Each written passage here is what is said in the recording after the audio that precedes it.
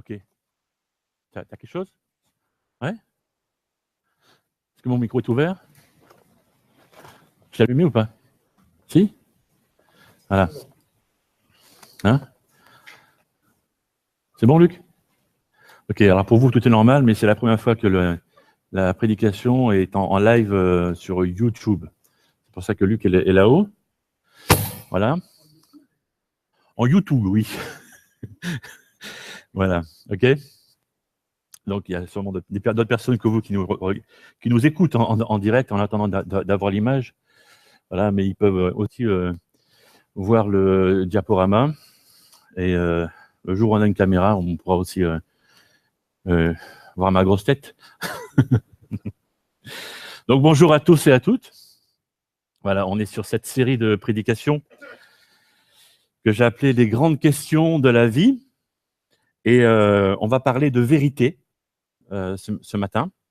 Et je vais commencer tout de suite en lisant un texte sorti de l'Évangile selon Jean, au chapitre 18 et au verset 28 à 40. Alors, je ne vais pas tout lire parce que c'est un peu long. Et voilà. Alors, on commence la lecture. De chez Caïphe, on amena Jésus au palais du gouverneur. C'était l'aube. Ceux qui l'avaient amené n'entrèrent pas eux-mêmes dans le palais pour conserver leur pureté spirituelle et pouvoir manger ainsi le repas de la Pâque. C'est pourquoi Pilate sortit du palais pour les voir et leur demanda « De quoi accusez-vous cet homme ?» Ils lui répondirent « S'il n'avait rien fait de mal, nous ne te l'aurions pas livré. » « Reprenez-le, répliqua Pilate, et jugez-le vous-même d'après votre loi. » Mais ils lui répondirent « Nous n'avons pas le droit de mettre quelqu'un à mort. »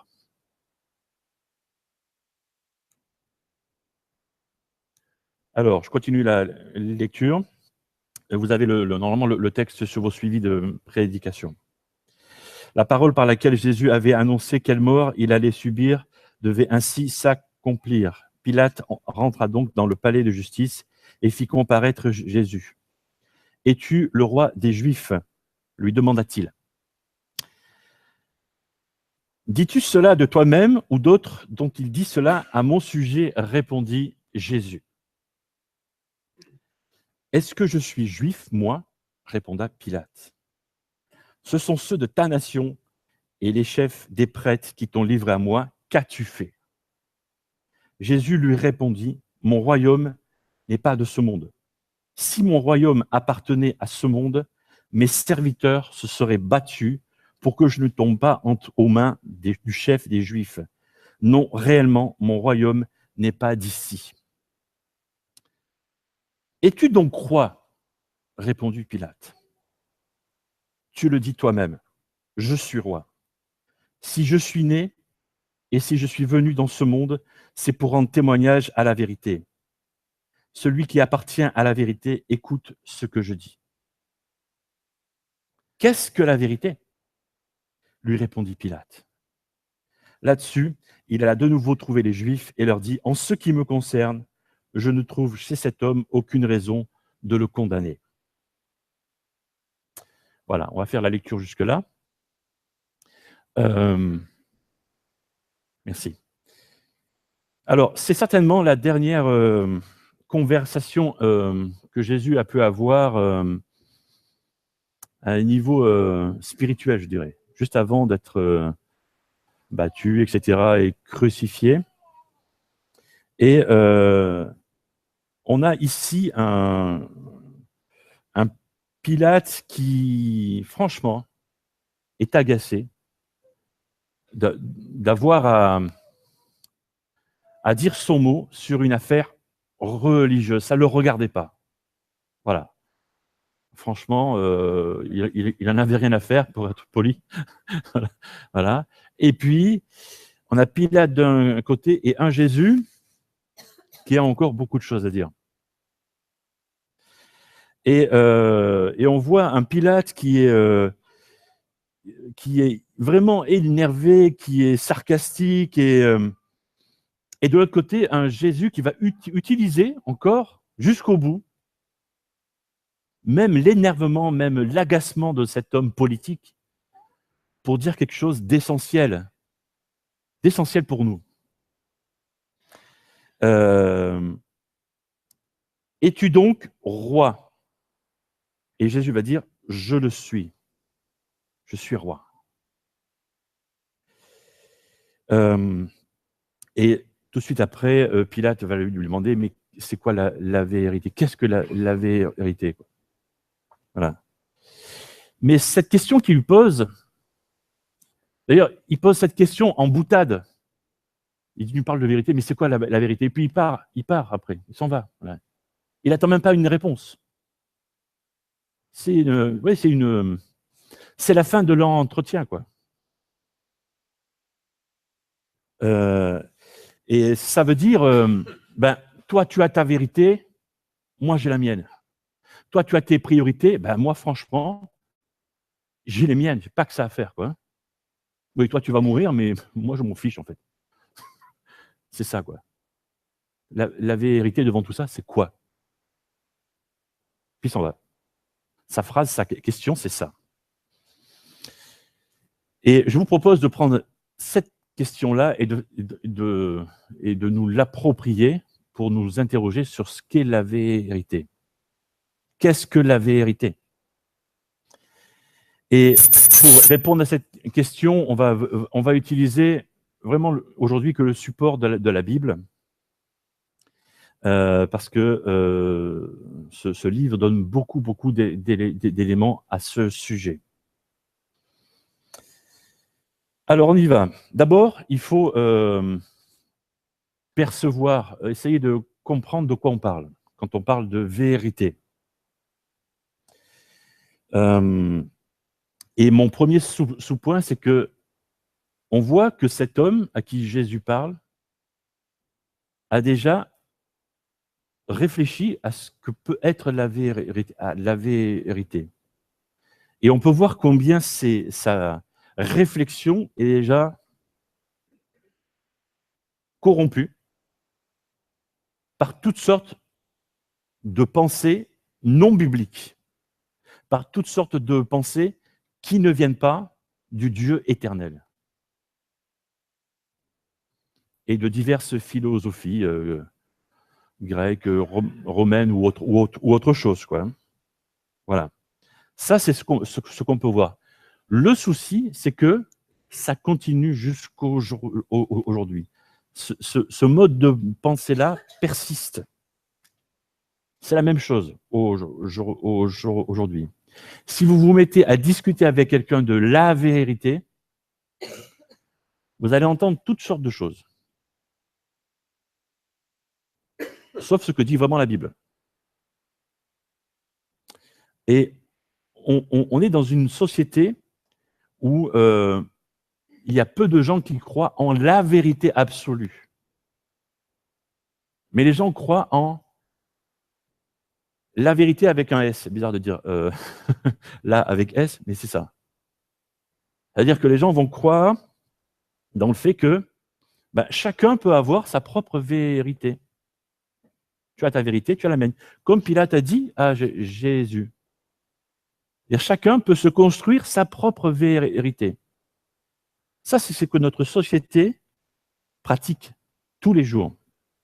Là où c'est plus grave, c'est quand des croyants, je définis croyants, des personnes qui croient que Jésus est leur maître et que le Dieu de la Bible est leur Seigneur, quand ces gens-là vont dire ça, tu as ta vérité, j'ai la mienne. Et il y a des statistiques qui ont été faites, il y a 75% des croyants professants, c'est-à-dire des gens qui sont des croyants qui engagés dans leur église, pour faire simple, 75% qui sont capables de dire, en discutant de la vérité, toi, tu as ta vérité et moi, j'ai la mienne. Et ça devient grave. Parce qu'on ne parle plus de vérité absolue. La vérité absolue, c'est dire, non, la vérité, c'est ça. Point. C'est pas peut-être que ou peut-être que non, c'est ça. Vous voyez, je vais creuser, je vais définir un peu ça. D'accord? Mais 75% des croyants professants sont capables de dire, tu as ta vérité, j'ai la mienne. Ça va. Non, ça ne va pas. Parce que ce n'est pas ce que la Bible dit. Ce n'est pas ce que Dieu dit. Et c'est ça, c'est l'autre sous-point. Ils croient ce qu'ils veulent, mais là, il existe bien une vérité absolue. Jésus dit lui-même, je suis venu pour témoigner de la vérité. Pas d'une vérité, mais de la vérité. Il y en a une seule.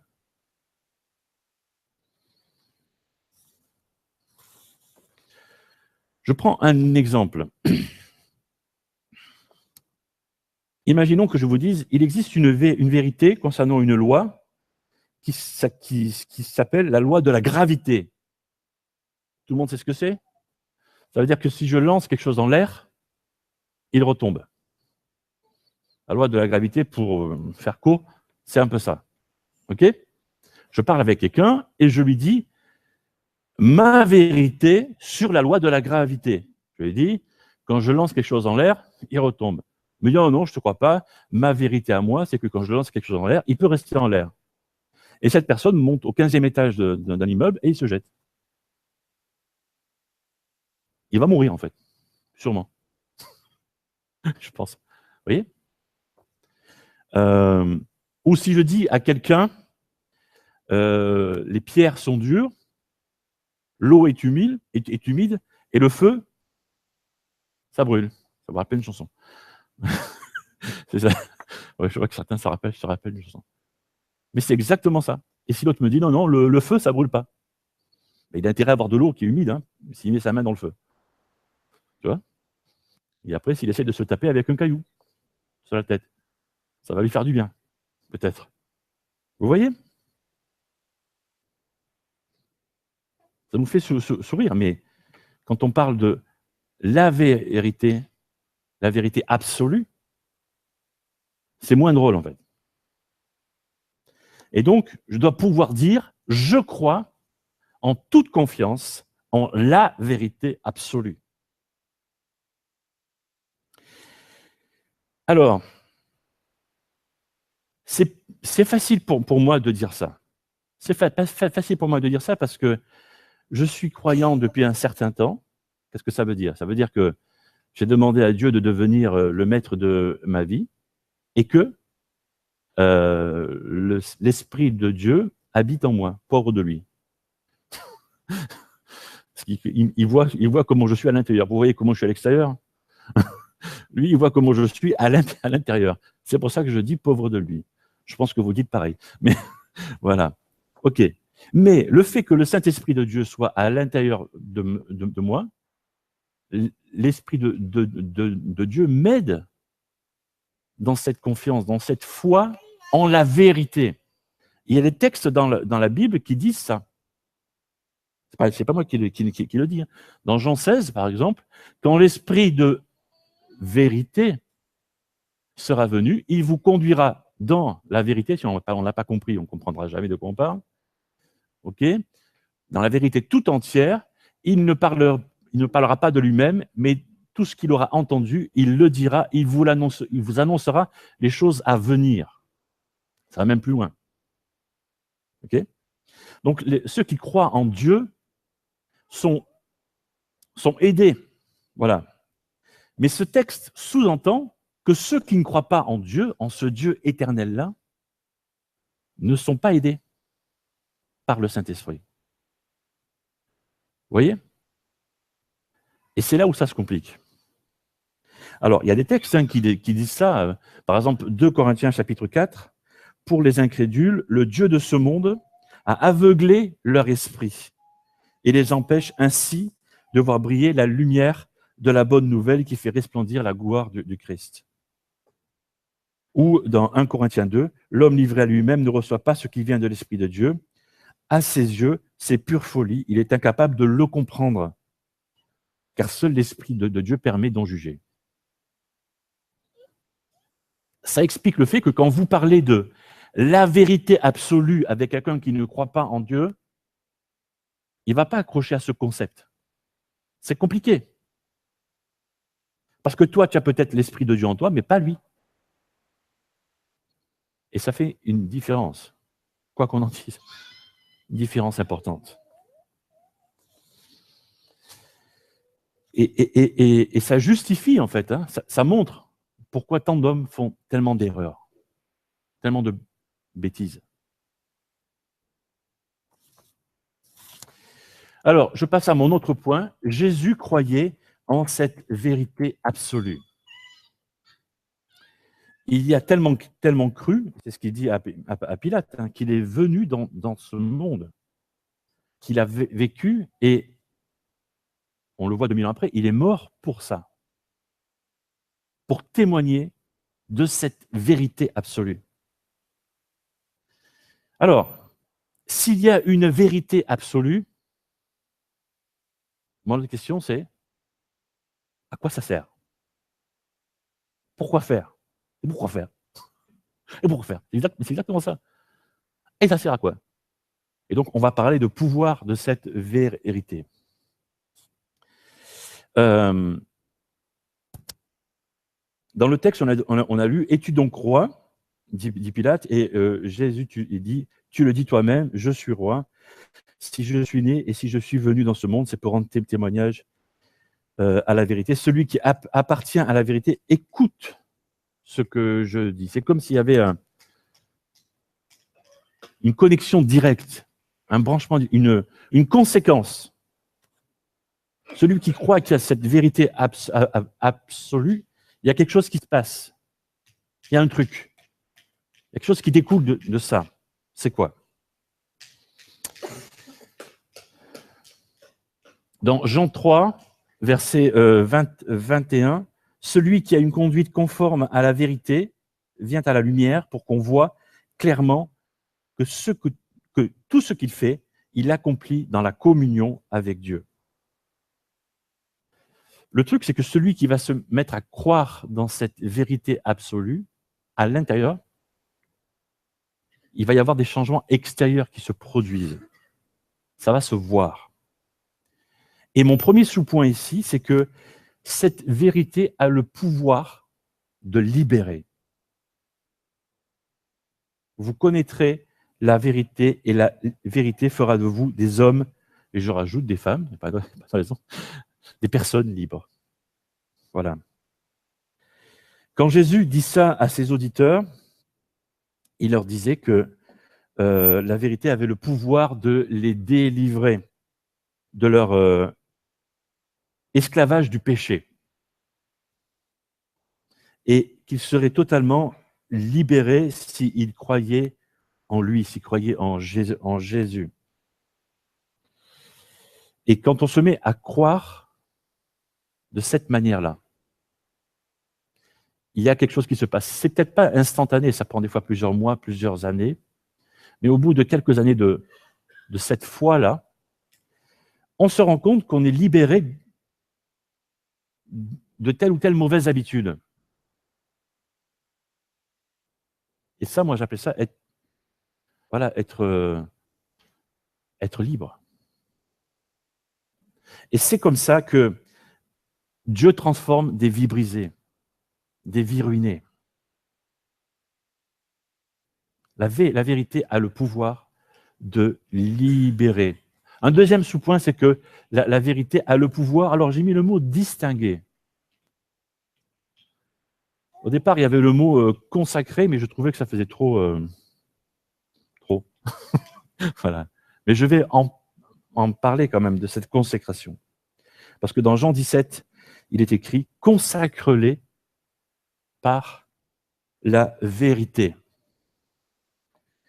Et quand Jésus dit ça, il est en train de prier Dieu le Père, et il demande que Dieu fasse ça auprès de ses disciples. Consacre-les par ta vérité. Et consacre-les ou sanctifie-les. C'est rendre quelque chose saint. C'est mettre quelque chose à part pour Dieu. Jésus est en train de dire que la vérité de Dieu a le pouvoir de nous rendre tellement purs qu'on devient exceptionnel pour Dieu. À tel point que Dieu peut nous utiliser. C'est presque magique. J'ose utiliser ce mot-là. C'est ce que Dieu fait quand on se met à croire qu'il existe une vérité absolue en lui. Et quand tu fais ça, quand ta vie est le reflet de cette lumière-là, ça se voit. Éphésiens 5, que personne ne vous trompe par des arguments sans valeur, ce sont ces désordres qui attirent la colère de Dieu sur ceux qui refusent de lui obéir. Ou dans Jean 15, si vous demeurez en moi, que mes paroles demeurent en vous, demandez ce que vous voudrez et vous l'obtiendrez. Bien oui. Plus on se rapproche de Dieu, plus on sait ce que Dieu attend qu'on fasse. Et donc on va lui demander ce qu'il a besoin, ce qu'on a besoin pour accomplir sa volonté, donc ça va tout seul. Ça fonctionne. Et mon troisième sous-point ici, alors j'ai utilisé un verbe que je trouve joli. Au début, j'avais écrit restaurer ou réparer, mais j'ai préféré revigorer. C'est joli. Parce que certains ont besoin d'être restaurés. Alors, restaurer, c'est être une épave. Ouais, mais ça arrive, hein. On peut être dans un état d'épave. Et la vérité de Dieu nous restaure, nous remet à neuf. Ou réparer, ça veut dire qu'on est juste cassé, on a un truc qui ne marche pas en nous. Et la vérité de Dieu peut nous réparer. Et revigorer, c'est un peu plus doux, quoi. Ça veut dire que tu es juste tout mou. Tu as un coup de mou, tu vois. Et Dieu te donne la vérité de Dieu, te donne l'énergie dont tu as besoin. Il y a le choix.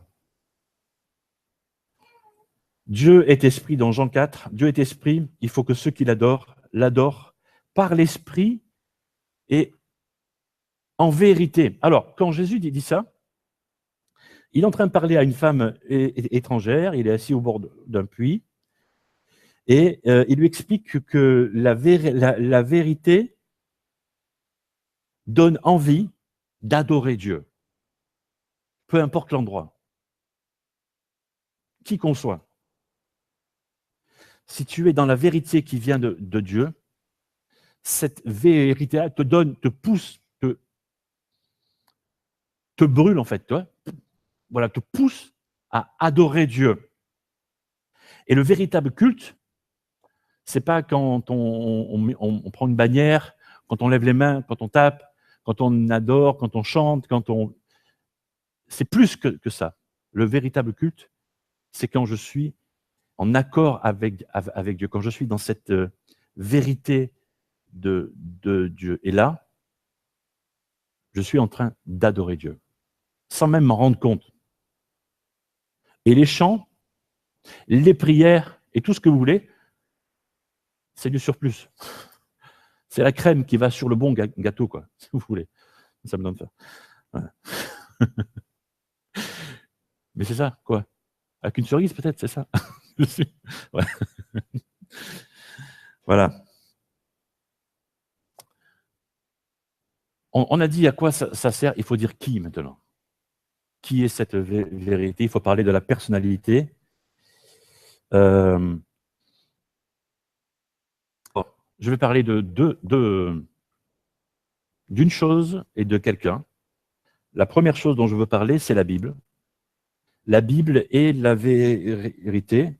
Dans Jean 17, ta parole est la vérité. La Bible est la parole que Dieu a donnée, a inspirée aux hommes pour nous dire comment il faut nous comporter entre nous et envers lui.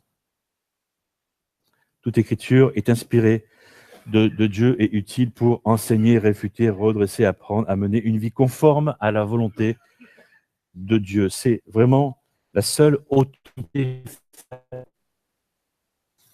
Et c'est pas les opinions des hommes, quelle que soit leur grandeur, quel que soit leur enseignement. La Bible est le dernier mot. Et pourtant, je l'ai dit, peut-être dit dimanche passé, l'autre dimanche, il nous arrive de dire, ouais, est-ce que la Bible n'est pas fausse? Alors ça, on le fait, je le répète, hein, parce que ça nous arrive, quand on choisit. Quand on choisit voilà, quand on lit notre Bible, on dit non, ce texte-là, il n'est pas pour moi. Ah oui, ça nous arrive à tous. Hein. Et quand on fait ça, c'est comme si on disait à Dieu, ah non, mais ta parole, pour moi aujourd'hui, ta parole, là, mais elle n'est pas bonne en fait. Hein. Et Dieu, tu t'es trompé, c'est pas bon ça pour moi aujourd'hui. On est en train de dire ça à Dieu. Et on se rend compte que c'est stupide en fait. Hein. Parce que toute parole que Dieu donne est bonne pour nous. Il n'a pas dit qu'elle nous fait du bien. J'ai dit qu'elle était bonne.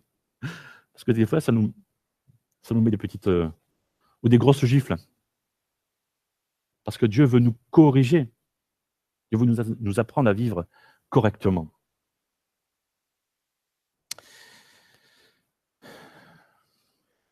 Le psaume 11, lorsque les fondements vacillent, que peut bien faire l'homme droit? Notre souci, c'est qu'il nous faut faire attention dans la manière dont on élève les enfants par rapport à la foi qu'on accorde à la Bible et à notre manière de prendre ou de ne pas prendre toute la Bible. Parce que ça peut donner, et ça donne, une génération qui se fabrique ses vérités.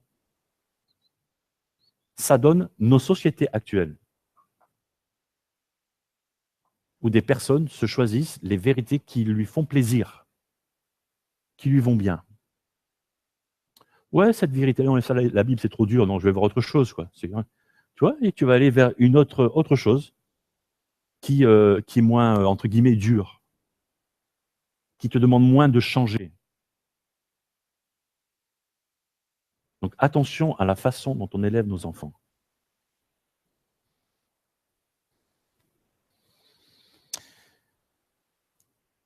Jésus-Christ, le Sauveur, est cette vérité. C'est Jésus lui-même qui le dit. Hein. Je suis le chemin, la vérité et la vie. Nul ne vient au Père que par moi. Jésus attire clairement l'attention sur lui. Il dit, OK, vous voulez accéder à Dieu? Jésus dit, je suis là. C'est moi. Jésus dit ça. Jésus dit qu'il est le seul chemin, qu'il est la seule vérité. La vérité absolue, c'est Jésus-Christ.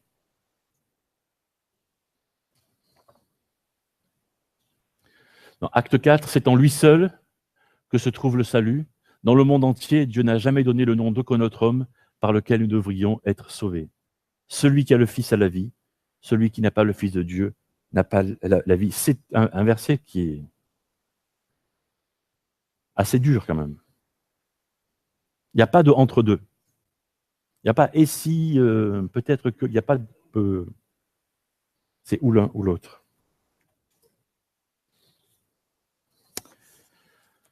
Je termine maintenant. Qu'est-ce que la vérité? La Bible, on trouve la vérité dans la Bible, la parole que Dieu donne aux hommes. Et dans cette Bible, on trouve que cette vérité est devenue une personne qui s'appelle Jésus-Christ. Et si on accepte ces vérités dans notre vie, ça provoque des changements. Comme je disais tout à l'heure, ça ne se passe pas en 5 minutes. Ça prend des fois toute une vie, et encore, une vie, ce n'est pas suffisant pour faire tous les changements qu'on a à faire. Mais ça va. Mais ça va. OK simplement accepter que Jésus est le Sauveur et celui qui vient nous éclairer notre vie. J'aimerais avoir un temps de prière et de recueillement maintenant. Seigneur, merci. Seigneur Jésus, merci parce que c'est toi la vérité et tu veux éclairer nos vies. Tu veux transformer notre vie aussi. Merci parce que, Seigneur Dieu, Père éternel, tu as donné ta parole aux hommes. Merci pour la Bible. Et parce qu'elle est traduite en tellement de langues aussi, qu'elle est accessible à pratiquement tous les hommes. Et nous voulons te demander pardon, Seigneur, si nous connaissons cette Bible et si nous choisissons, nous faisons notre tri. Et nous voulons, Seigneur, vraiment prendre toute cette parole et la faire nôtre et continuer de nous transformer. Mais Seigneur, si l'un ou l'autre n'a pas encore fait cette démarche, Seigneur Jésus, de reconnaître que tu es la vérité envoyée par Dieu, peut-être qu'il veut le faire maintenant, simplement au travers d'une prière personnelle, en te demandant, Seigneur Jésus, de devenir le maître de sa vie, en te demandant pardon pour ses erreurs, pour ses péchés, pour ses fautes, ses mauvaises pensées peut-être. Et en te disant merci parce que tu le réconcilies, tu l'as réconcilié avec le Dieu éternel. Seigneur, merci parce que tu veux continuer à nous changer, tu veux continuer à nous rendre conformes à ton image. Et permets-nous, Seigneur, de te ressembler un peu plus chaque jour. Et que nous puissions refléter ta lumière. Que la gloire te revienne, Seigneur Jésus, toute la gloire. Amen.